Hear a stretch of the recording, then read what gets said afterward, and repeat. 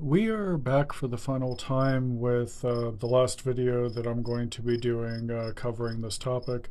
Initially, I had really no intention of doing this last video, but when I had done the silver run of the original cut for my Abuse Awareness Week video, a lot of people were like, you didn't really dive into how it impacted your mental health, like, not enough. You didn't really dive into her mannerisms either, and like various things that she would do. And so I decided to do this one last section, essentially. And I'm gonna be honest with you, I find this last section actually pretty damn difficult because I still struggle to understand it at times. So, in terms of mannerisms and stuff, I honestly believe that there was nothing there for her. And I don't mean like nothing there as in just really dull. I mean nothing there as in nothing actually kind of existing, personality wise. I largely believe this because she would have this tendency to scoop up chunks of personalities from other people. Like who she was largely depended on who she was around at the time, and I found it to be very, very oddball. And so there was just a lot of things I think that kind of bothered me as time went on. If she hung out with nasty people, she would be nasty. If she hung out with me, she would be very kind and very sweet. Her entire personality past a certain point was starting to feel very manufactured. So I would always kind of look at that. I think like I would go and I would spend time with her and I would be like, oh, okay, she's behaving normal today. But if I would go and watch her hang out with somebody else, she would go and she would adopt their mannerisms. Another thing that would kind of floor me a lot of the time is who she was in private was substantially different compared to what she would actually go and pretend to be in public. I would learn after a while that this is literally called, it's a form of projection, more or less. And so I would go and I would watch her moderate in a lot of streams and stuff at the time, and like I would watch what she would post to social media, and then if we hung out, she was drastically different and stuff. So there was multiple layers there. I think that there was really no getting away from.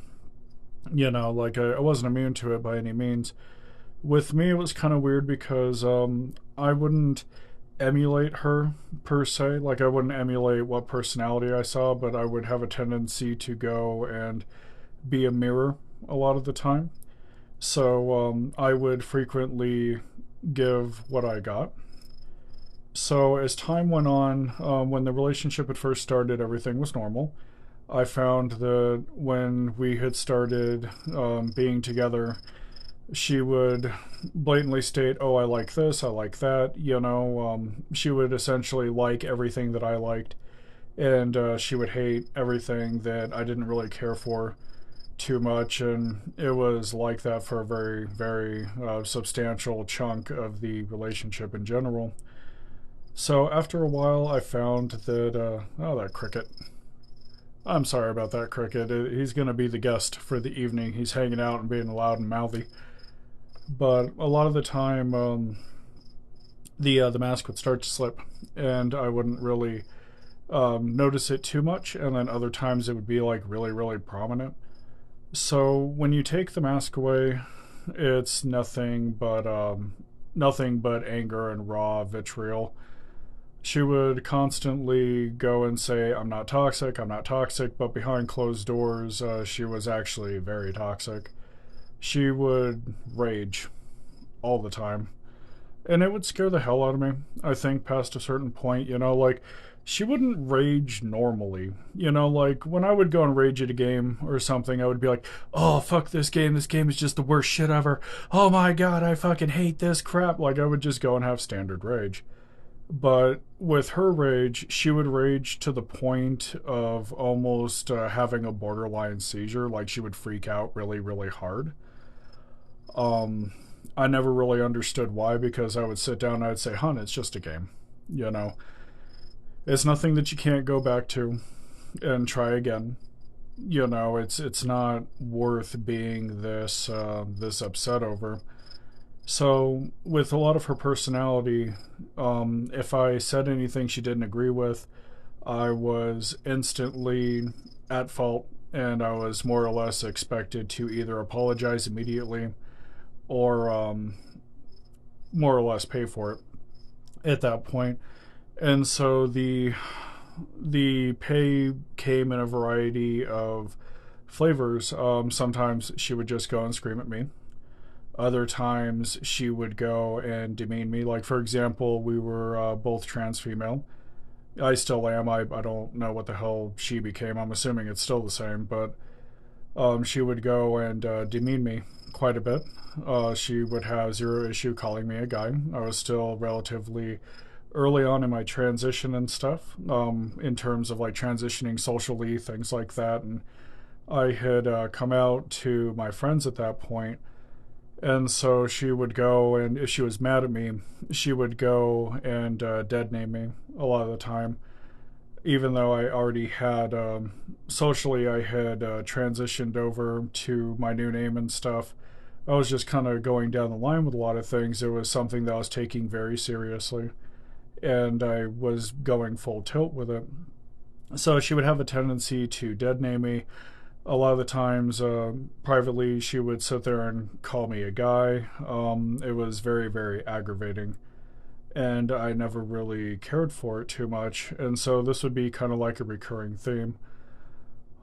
She would frequently claim that I would go and be the source of her problems, more or less. She would have a lot of vitriol towards that, and after a while it would literally kind of cause me to inadvertently tiptoe around her, because with me I have a trauma history that largely revolves around violence and anger. So when people actually get angry, it kind of makes my body and my hair just kind of stand up on end a little bit, and I'll kind of tiptoe around it. But I found that a lot of what she wanted was just like raw appeasement. You know, a lot of the time her friends could do no wrong, I could do no right, essentially. And so she would make it a regular habit of going and punishing me as she saw fit. Sometimes she would just randomly disappear. Emotional abandonment was definitely a thing. She would go and stop saying, "Hey, I love you," or she would go out of her way to literally go and just up and ghost entirely for like a month at a time. And like this was just kind of like an ongoing pattern of behavior, and I didn't really care for it. It bred a lot of anxiety on me and stuff. It wasn't really that great. A lot of the times she would go and give me the silent treatment as well, until she felt that I had had enough, and then she would have a tendency to go and bounce back and act like nothing had happened, more or less. And so I was always kind of, as the relationship had progressed, I was always trying to go and stay on her good side, whereas her friends never really had this issue.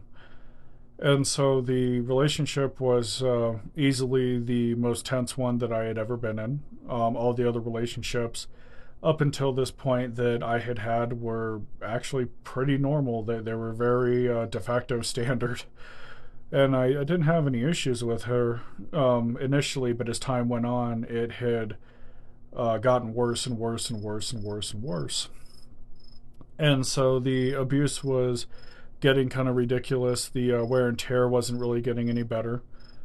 I felt like past a certain point that I couldn't really trust her, because her personality would change so much that it would go and feel completely artificial.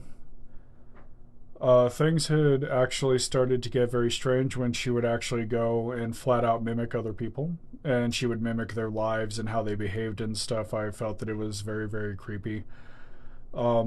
She would go and tell rather outlandish lies. Like lying was definitely a part of her behavior. That's ingrained. It doesn't go away. She just gets slightly better at it. But I feel that she was grossly unaware of how absurd a lot of the lies were. Like she would say, "Oh, I've been in this band and that band," and I would go and I would examine it, unintentionally. Like I would go and I would listen to what it is that she was saying, and I would be like, yeah, that doesn't really check out because I'm a really huge music nut. So after a while, it kind of felt like her entire life was artificial. And it was really weird for me because her life felt artificial, her entire personality felt artificial. It was very much so a weird thing for me. This had even extended in the bedroom because she would constantly bat back and forth. First, she would say, "Oh, I have trauma. I don't like sex," but she was always kind of, early on, she was always kind of going and hounding me for sex and stuff, which I felt was very strange because I have like a history of sexual assault as well. And I wasn't like, I would ask her for sex every now and then if like I was in the mood, but it wouldn't be like a super constant thing. And so this would kind of happen a lot of the time, and it just wasn't really that great. And it didn't really make, sorry, a speech impediment, a lot of sense to me. So she would be like, I don't want sex, I want sex, and this would kind of revolve around a little bit, and she would fantasize a lot as well, which was very, very strange because she would ask during sex, "How do you view me?" And I'll be honest with you, I don't really think about that. When I'm going and getting knee deep, like I don't really have like this inner dialogue where it's like, oh, I think like this, I think like that. I'm just going and porking it at that point, more or less. And so eventually I would ask what she meant, and she's like, "Well, do you view me as a guy, a girl?" And, in my mind's eye, I never viewed her as anything other than female. So the question, because I had never misgendered her throughout the entire duration of the relationship, the question that I'd find myself asking is, why is this a thing? Why is how I view you such an important thing? Why is how everyone views you such an important thing? She was very much so a fan of keeping up appearances. She would want people to view her in a very specific fashion. And I felt that that was very strange and very disingenuous. Because with me, like, I'll flat out, a lot of the time, people that know me know that I'm incredibly blunt. I mean, I'm loving, but I'm blunt. I can be incredibly rough around the edges a lot of the time. So, pretty much, for the most part, what you see is what you get. I mean, yes, I have deeper layers and stuff, but on that top surface level, what you see is what you get. And then with me having a little bit of autism, well, Asperger's, I have a tendency to go and mask a little bit as well. But it's not really like, once you start to get to know me, the masking more or less drops at that point. And it's not a really huge departure. It's not what she had going on. So I felt that she was kind of living multiple existences at that point. Some people, she would tell them that she was a rock star and she was living this fabulous life. Other people, she would go and say, "Oh, I'm struggling to keep my house, and I've been sick for a while." Like, she had multiple lives on rotation, and it was very, very strange for me. So she was always kind of focusing on gaining other people's approval, which I felt was really weird. And then if people had started to discover anything, she would get the hell away from them as fast as she could. And so I had started to notice this, and I would question it a lot, and I would question her. And if I had questioned her, she would be very upset with it because she felt that I should have this blanket trust of everything that she did. But while it's good to have trust, it's not good to trust unconditionally because that's how brainwashing occurs. So she would have this just mess, I guess, for lack of a better term, of multiple things going on. She would go and tell some people that she was doing some things. She would tell her closer friends that she was doing other things, but I don't really think any of it was really genuine. She would plagiarize herself as a kind person, but she would go and routinely treat people in quite shitty fashions. And so the more I had observed it, the more I had started to go and distrust her. The Our sex life was really really weird because with me being trans femme, she would always want me to take on traditional masculine roles. And for the most part, I wouldn't even really be on board with it. It's just something that I knew that would make her happy. So I would just be like, yeah, we can go ahead and do this. It's not the worst thing ever. But she would constantly tell me that she is okay with me transitioning over to female, but she would want me to do traditionally male things. And I'm trans femme. I'm not, non-binary or anything like that. I don't, aside from certain things like going and taking charge in some situations, I'm a fairly femme human being. I can be very emotionally driven a lot of the time. And so this had impacted our sex life a fair bit, and I didn't really care for it. I had started to withdraw, and her personality had changed substantially. She became more aggressive with a lot of things, and I didn't really care for it too much. It kind of scared me a little bit. I tried to accommodate every single partner that I'm with, but with her, there was no real reasonable accommodation. Like, she was telling me constantly that she was okay being in a trans femme T for T relationship, and yet she would want me to do male things. Quite often, she would want traditional roles as well, like traditional societal roles. Like, she would want me to take on a traditional male role of like working hard and coming home and like her making dinner and stuff. Like, she has a very bizarre 1950s style fantasy where she's like, you should go and work and then I can stay home and, take care of the house and kids and like all this other stuff. I had always viewed it as unrealistic because in the current day and age, it takes two people working just to, have a kid, and it's not easy. It's really not. And so she would fantasize about other things as well. Like, her head would spend a lot of time in the clouds. Like, she would fantasize about being American, and she would constantly make remarks, oh, I'm dating an American that makes me American. And I would constantly sit her down and say, honey, you're not American. It's okay to, not be American. It's perfectly fine to be Canadian. Canada has a beautiful culture. It has its own issues, but the culture is still beautiful. America can be beautiful sometimes, but we're riddled with like a lot of bigotries and other things that we really just should not be exhibiting. And so a lot of the fantasizing would continue on. It was kind of weird because, so I'm legally blind. Anybody that's been to this channel knows that I cannot see for shit. And so a lot of the time, she would go and send me, I'm not really sure if they were like lewds or nudes. I wouldn't be able to go and tell, really, like, as awful as that sounds, because I, at the time, was using a really rudimentary cell phone. It didn't have accessibility options like I have with like my newer phones that I've gotten and stuff. So she would go and mail me photos. I wouldn't really be able to tell what's on them. I'd be like, oh, she would say that they were her, and I'd be like, oh, you look beautiful. I'm glad that I'm with you. And so she would grill me and say that, she would be like, what do you like about it? And I was like, well, I would look at it like really closely because my visual acuity is really low. And I'd be like, well, I like that shirt and stuff. And like, she would never really be super satisfied with it. And so I felt like there was no winning past a certain point, because even if I told her something that I liked about her, she would always want more. She would kind of constantly go and feed on it.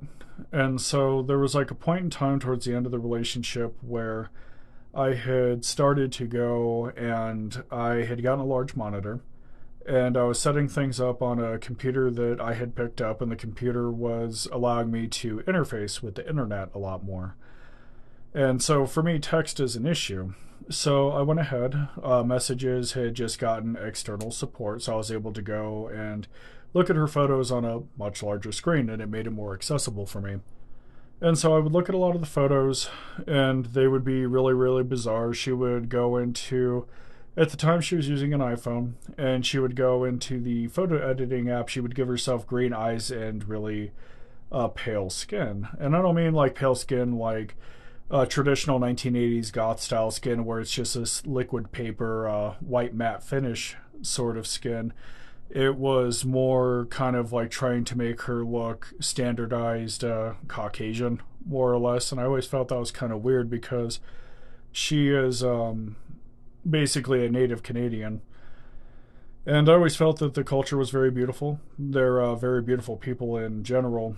And so I always felt it was really weird how she spent a lot of time trying to go and whitewash herself.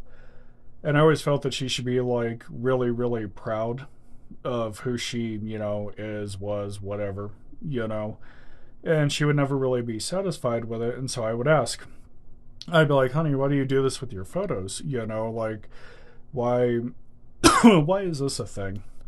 And she would sit there and she'd be like, well, I don't know. It just feels right. And I was like, oh, okay, all right, whatever makes you happy, And so if I had gone, jealousy was definitely a staple in the relationship. If I said that I was working on myself and like getting better, this eventually became a target.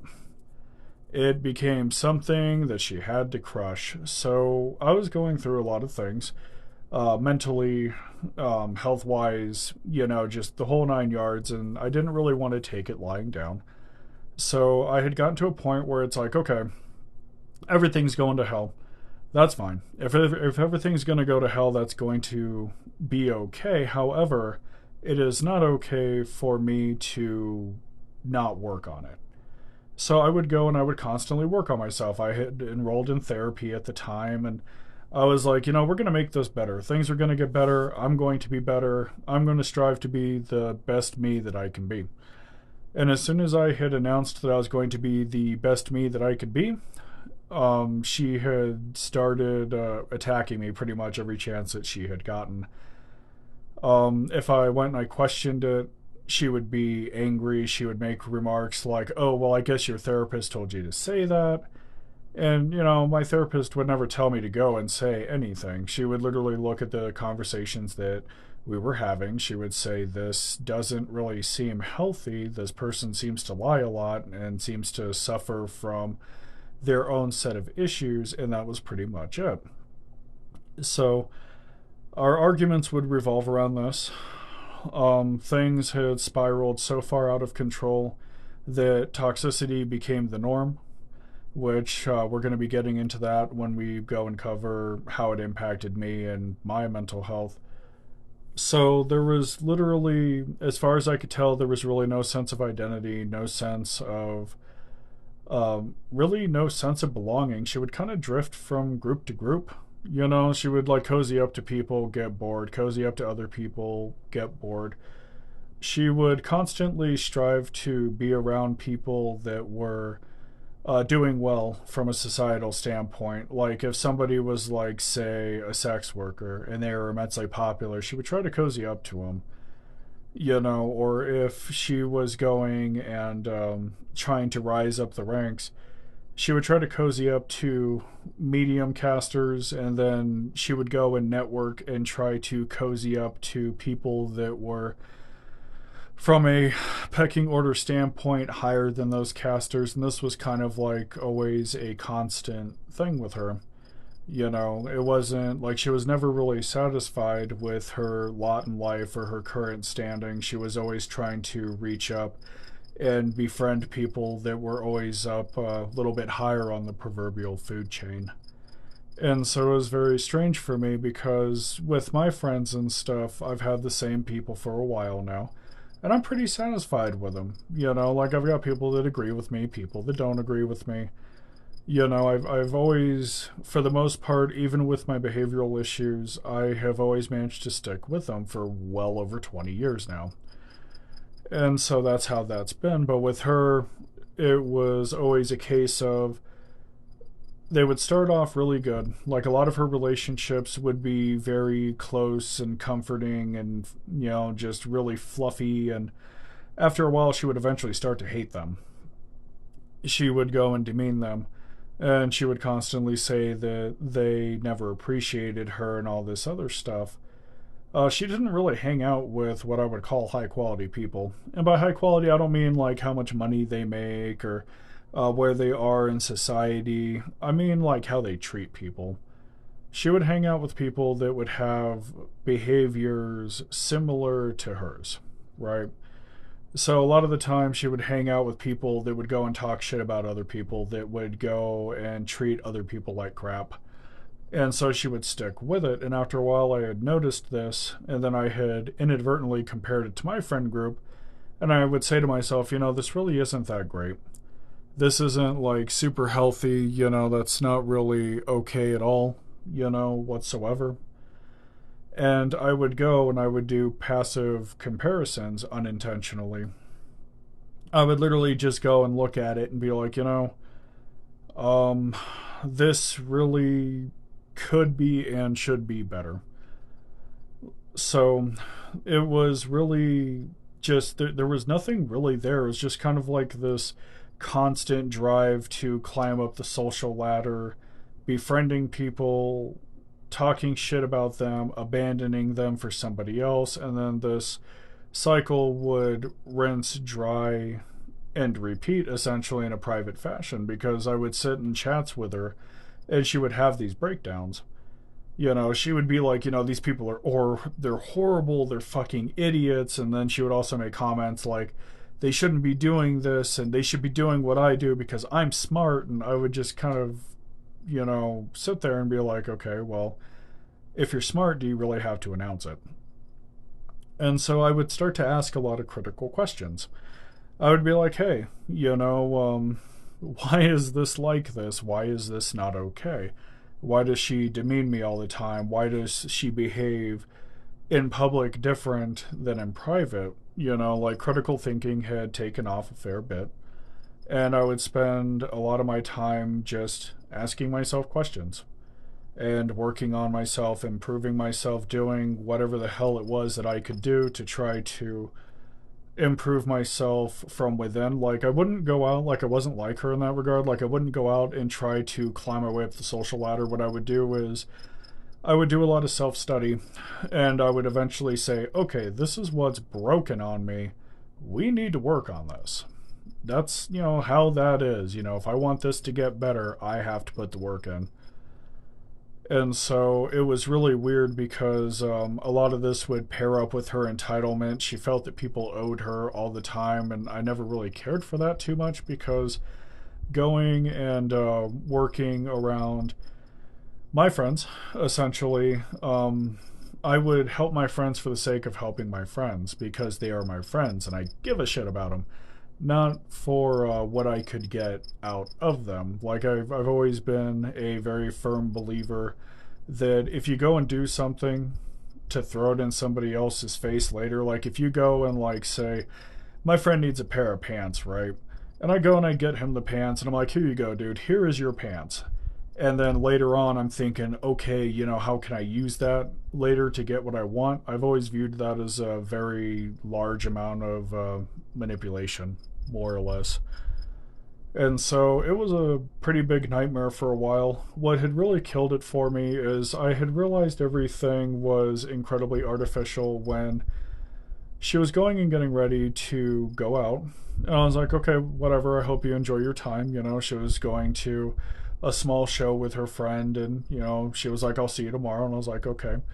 We hung out the entire time she was getting ready and she's like, I have to grill it up extra hard. And I never really understood that. And she's like, well, I gotta grill it up, I gotta make them what is it, I gotta make them think that I'm a woman. And it's kind of weird because I'm trans femme, right?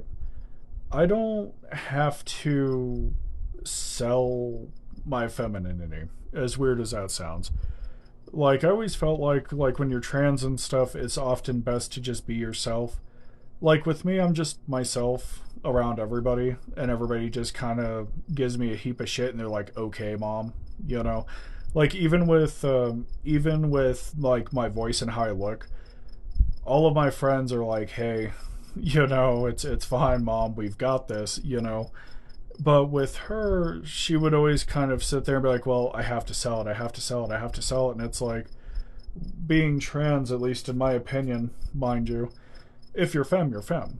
You don't have to sell it. You don't have to throw on an act. Like if you go out of your way to try to go and sell it, something is wrong. Like if you feel like you have to sell it, then you're not really being yourself. And I always felt that it was like really kind of creepy, you know.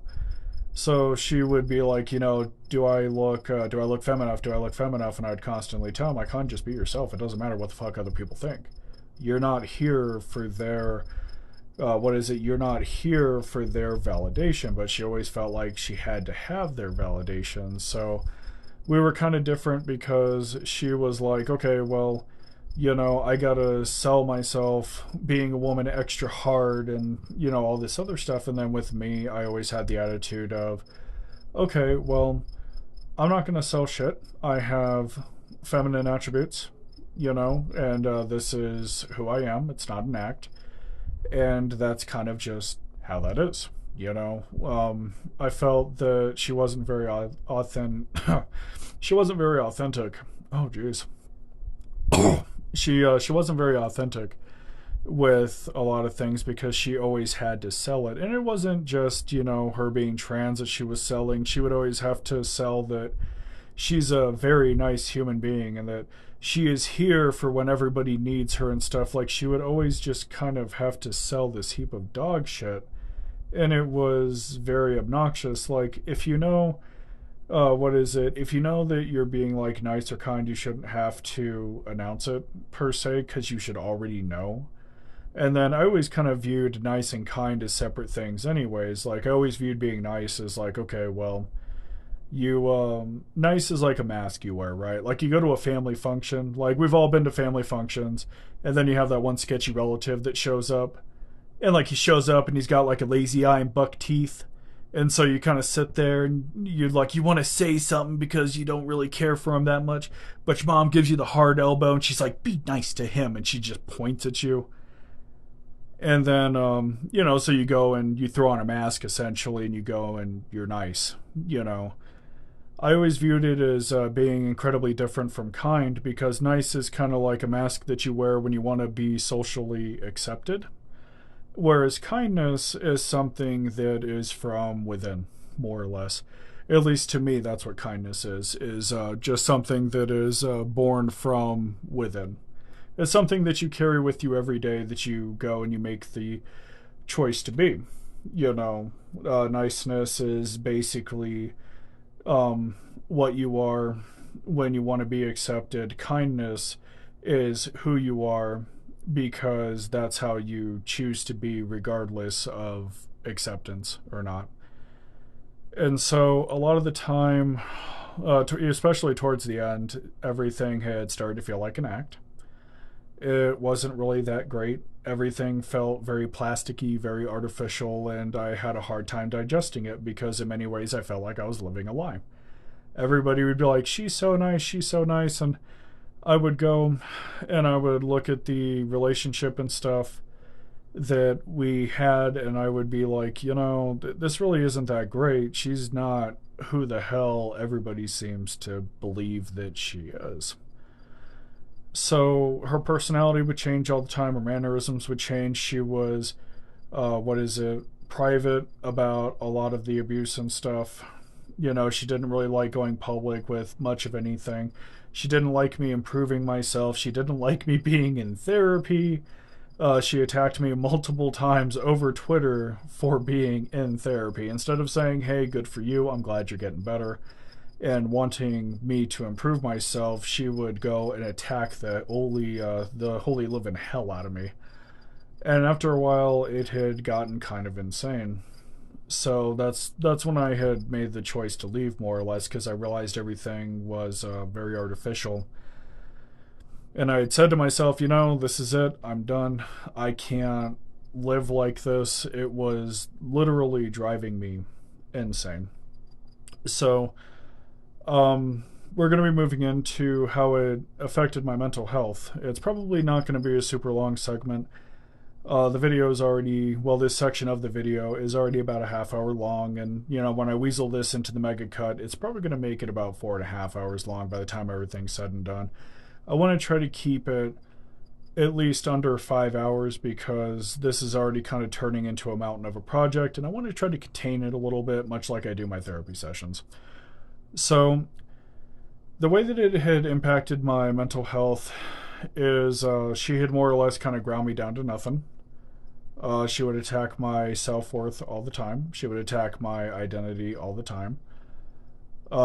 As a trans person, like when you're in a relationship, you really just don't want to be invalidated and stuff. And with her having medicalist tendencies, it wasn't really going and getting any better. Like, she was a firm believer that in order to be trans, you have to be on hormones and go for bottom surgery and all this stuff, when in reality, being trans is very much so more than this.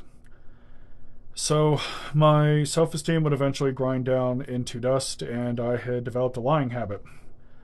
I literally wasn't really comfortable. Like, I was in a really weird space in the relationship because I didn't want to leave the relationship at the time because I had anxiety that she would go and kill herself, but at the same time, going and staying in the relationship was extremely uncomfortable for me because it was a constant game of always trying to go and keep her happy. And it wasn't really working out for me too well. We had multiple instances where she would literally go and say that she would want to see me smile more. And it had eventually escalated into a severe case of depression because she would literally want me to smile all the time, and I just don't smile all the time. That's just how that is. I don't really know too many people that do. And so this was an issue for a while. It had more or less ground me down into nothing. I eventually had my psychotic episodes had actually gotten worse, and so did my anxiety. So it had gotten to the point where I was going and bouncing off the walls 24/7. My anxiety had plummeted to such a ridiculous extent that every single time she would go and post something negative, since I was used to being attacked by her, I would go and involuntarily verbally maul her. And so I would find out later that this is known as reactive abuse, where you have been abused for so long that it starts happening as a reflex. Now, obviously, the abuse is not who I am, you know, but I was mirroring it at the time, and I was also experiencing it because of the environment that I was trying to do this relationship in.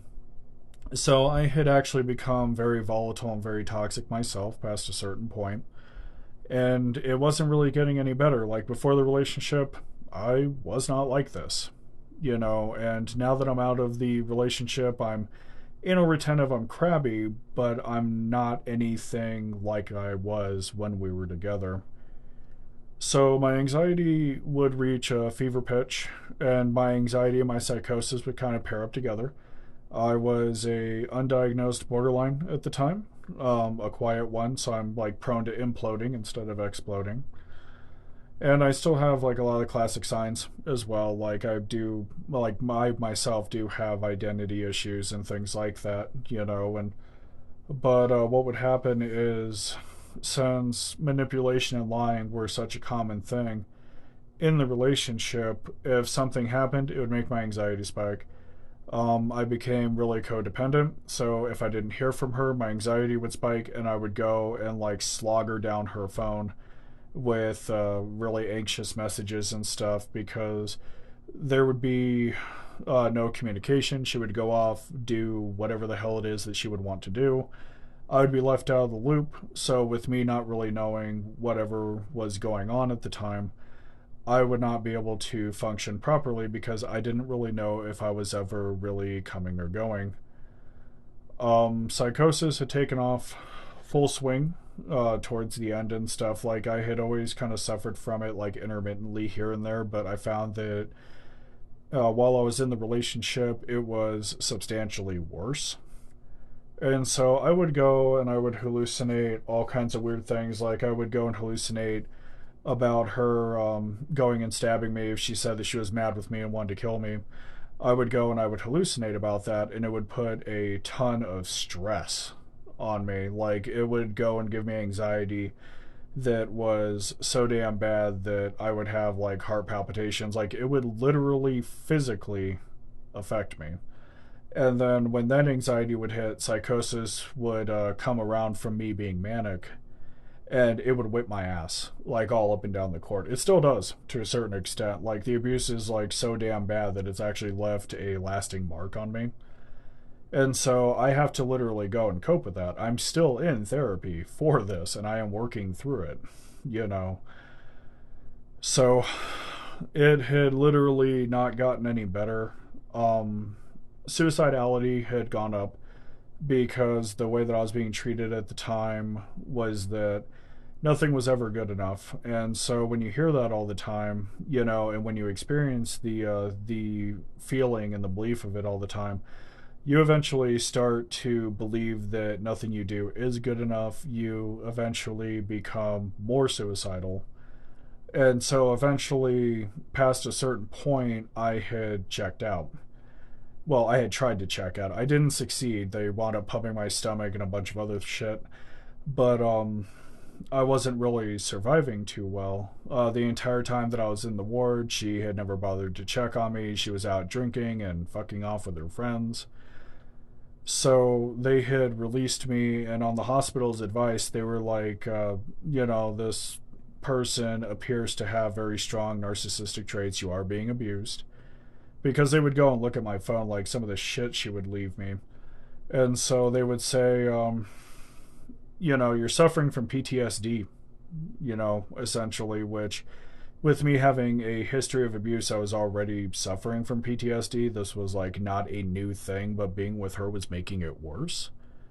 So I would literally sit there and I'd be like, okay, you know, this is what this is, and it would have a profound effect on my mental health, more or less. I would literally just kind of sit there and be like, okay, this is it. I would go, and at the time I was trying to find work. I couldn't hold it down because my mental stability was so far gone that basic functioning had gone out the window. I had literally gotten to a point where I had stopped taking care of myself entirely. Things had just eroded so heavily that I was just like, you know, to hell with it, I'm done. And so my mental health just kind of continued to deteriorate. My depression would spike, my psychosis would spike, my anxiety would spike. Um, I eventually, the abuse was so bad that I had developed a heart arrhythmia, which I still carry. I went, talked to my doctor about it. They were like, yeah, this is stress induced. This can also be caused by anxiety and PTSD. And I was like, okay.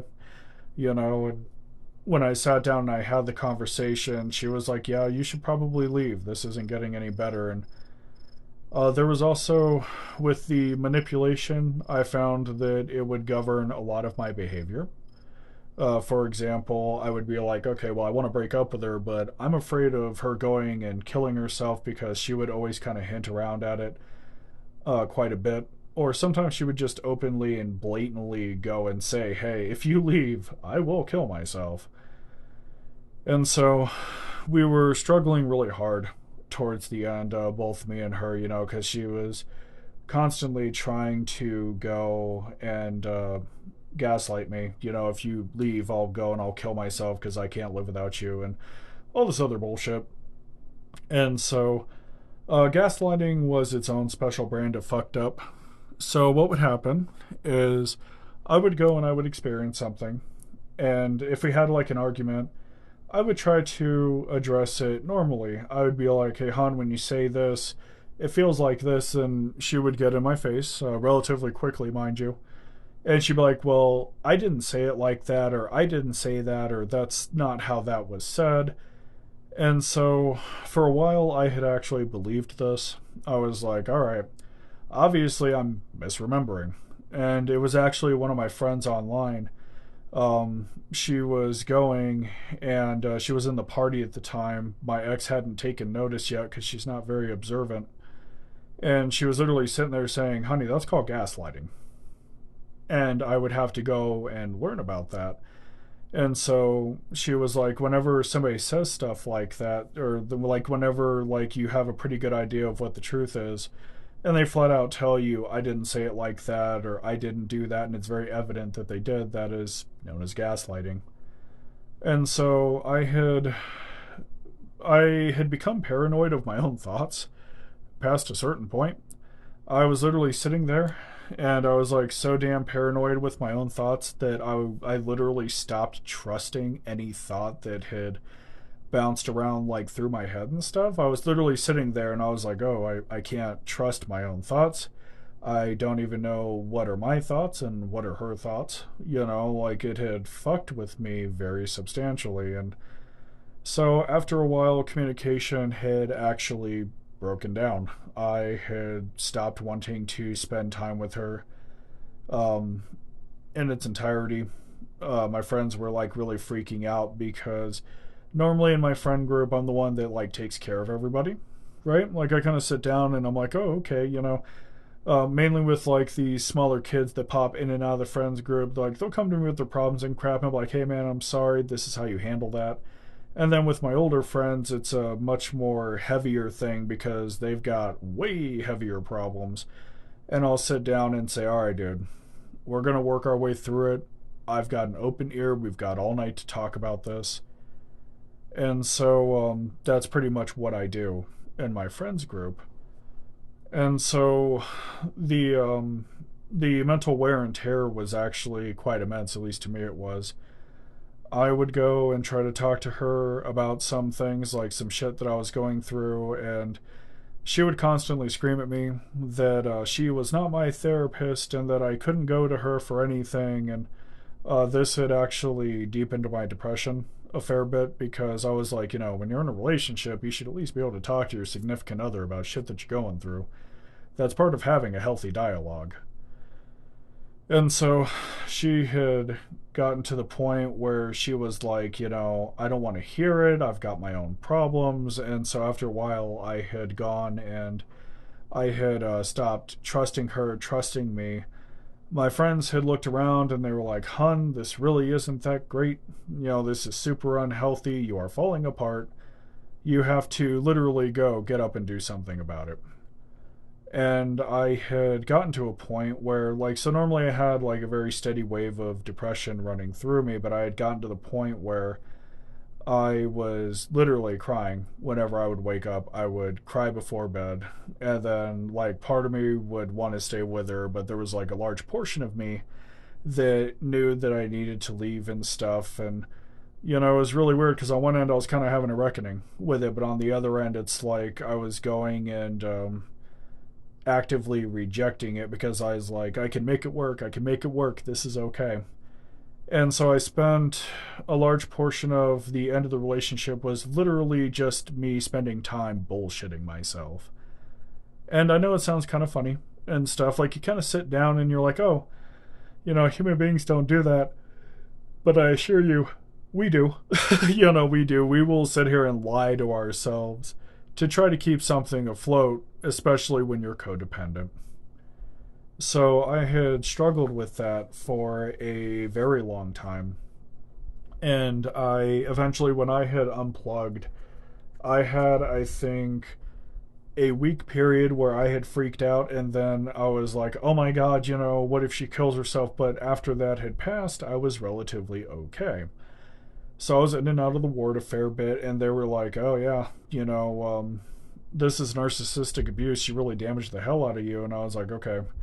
And I had started putting in the work to go and make it better, essentially. Like, I didn't want to lay on my back and be like, you know, this is like the worst shit ever. Like, I literally said, okay, I was seeing a therapist in the ward at the time, and I was like, how do I make this better? Essentially, like, what do I need to do to make this better? And I eventually found my way with it. But no, it was just a hell of a ride. Like, I still, like, it left such a huge imprint on me that from time to time I still don't trust my own thoughts. Like, I still have a fair amount of paranoia. And whenever I'm in a relationship, like, I don't trust them at all. Like, I try to, but trust with me is like such a hard thing now because of this shit that even the woman that I'm with right now, she's kind of like, honey, it's kind of hard to do this. And, I understand, like, I get where she's coming from, but when you have damage like that, when you have somebody that's willing to go out of their way to try to destroy you hand over fist for the sake of themselves, essentially, you just kind of sit there and, these are the long-term ramifications of it. Yeah, I'm recording. What's up? Well, yeah, I'm still working on the video. What's up? No, it's in the dryer already. Yeah. No. Talking about the abuse aspect of it. Yeah, it should be done soon.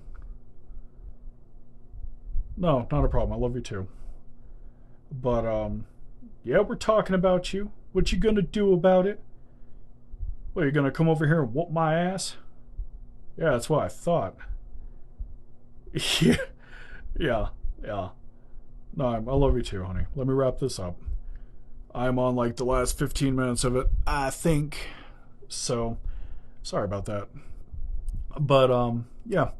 So when you have like that kind of collateral damage on you and stuff, it doesn't really get any better on its own. Like, you literally have to go and put in like tons and tons and tons of work. So I realistically have been in therapy for years as a consequence of this, and every now and then, like, I do get cold feet with my therapist. Like, I know that I'm supposed to be working through it, but a large portion of this is just literally just raw trauma. And so normally I don't even talk about it.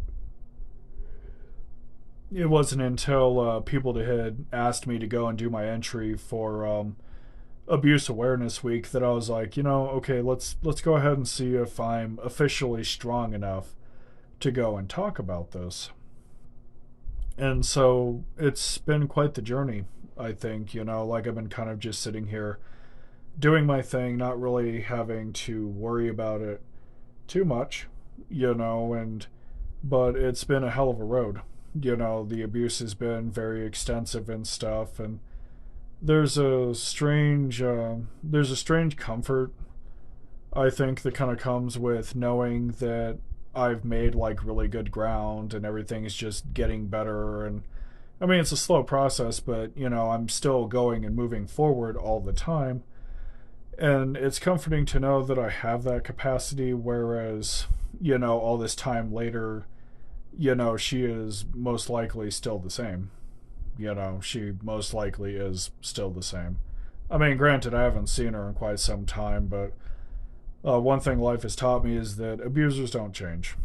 They really don't. Like, they say they do, but they don't. And so the best thing that you can do, the best kind of revenge you can get, is quite literally your own survival. You know. So, but yeah, yeah, it's been a very interesting journey to say the least. But with that thought in mind, for those that came out today, I wanted to say thank you. This is a project that I have been working on for a hot minute now. It's definitely a very long project. I haven't really decided whether or not I'm going to keep this series of videos as unlisted or if I'm just going to go and make them public, because in many ways I get kind of tired of it being the wolf in my bed. And I get tired of like not, feeling like I can talk about it, more or less. Like I definitely get sick of it, I think. So it's been a true pleasure to literally sit down and talk about this. It's been a very liberating experience. decided that when this video uploads and stuff, it is going to be unlisted for a bit perhaps, and then maybe later on down the line we'll see about making it public. With her hosting smear campaigns and shit, I'm more than willing to bet that if anybody found this and it kind of blew up a little bit, that she most likely would, have some of her friends in my comments creating issues for me like normal. So with that thought in mind, thank you for coming out and stuff. I hope you all are doing well, and as always, be good to yourselves and each other.